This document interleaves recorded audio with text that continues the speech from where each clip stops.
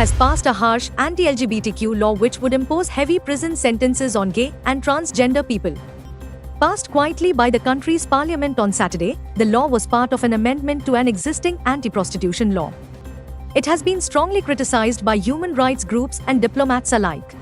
The state of the non-functional toilet blocks at the South Goa District Collectorate building has reached an alarming level, causing inconvenience and discomfort to government servants, especially the large number of female staff deployed for election duty ahead of the upcoming Lok Sabha polls.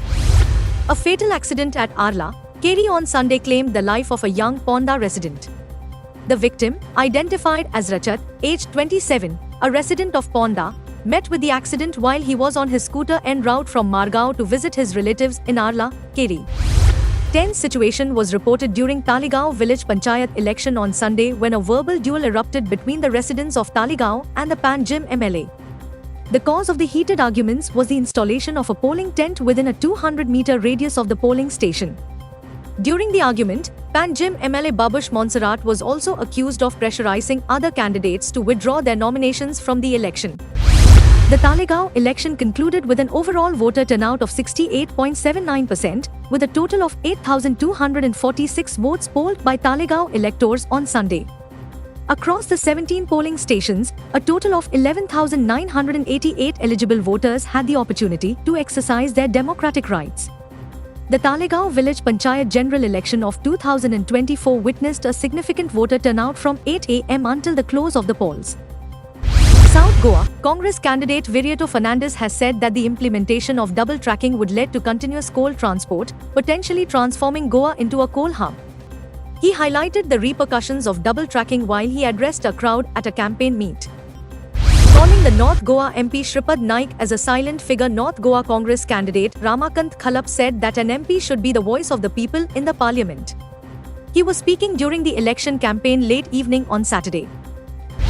The community of Shilvada Savoy Warem, comprising former students, teachers and women and senior citizens of the village, came together on Sunday for a voluntary contribution, Shramdan, towards the cleanliness and repair work of the dilapidated government primary school.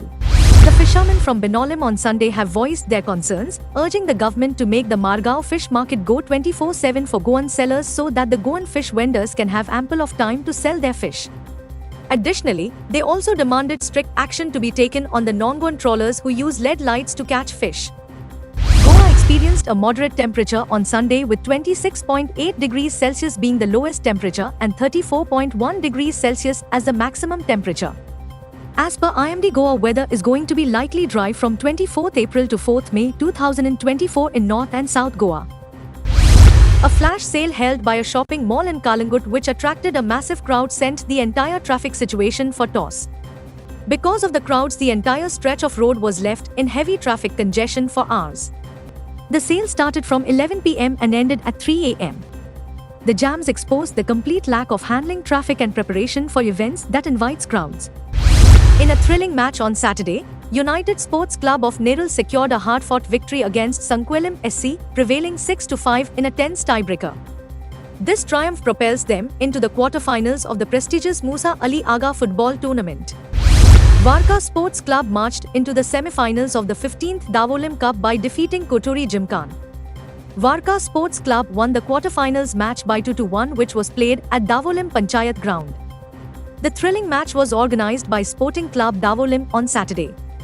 Shooter Maheshwari Chauhan on Sunday sealed India's 21st quota place for the Paris Olympics by winning a silver medal in the women's skeet event on the concluding day of the ISSF Final Olympic Qualification Championship Shotgun in Doha.